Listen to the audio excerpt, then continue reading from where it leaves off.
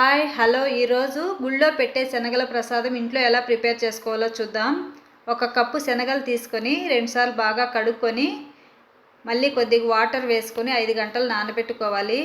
5 గంటలు నానిన తర్వాత మళ్ళీ ఒకసారి కడుక్కొని వాటర్ తీసేసుకొని శనగలు కుక్కర్లోకి వేసుకొని 1 కప్పు శనగలకి 1.5 కప్పు వాటర్ వేసుకొని రుచికి సరిపడా ఉప్పు వేసుకొని ఒక 5 విజిల్లు వచ్చే వరకు ఉడికించుకోవాలి. శనగలు ఇలా ఉడికిన తర్వాత ఎక్స్ట్రా వాటర్ తీసేసుకొని ఇప్పుడు ప్యాన్ పెట్టుకొని కొద్దిగా ఆయిల్ వేసుకొని ఆవాలు, ఎండుమిరపకాయలు, కరివేపాకు, పచ్చిమిర్చి, ఆనియన్ వేసుకొని ఇవన్నీ 1 నిమిషం బాగా వేగిన తర్వాత కొద్దిగా కొత్తిమీర, 1/2 స్పూన్ ఇంగువ, 1/2 స్పూన్ పసుపు వేసుకొని ఒకసారి బాగా కలుపుకొని ఇప్పుడు ఉడికించుకున్న శనగలు వేసేసుకొని 2 నిమిషాలు బాగా వేయించుకోవాలి. అంతే, శనగ గుగ్గిళ్ళ ప్రసాదం రెడీ. వీడియో నచ్చితే like, share and subscribe. Thank you for watching.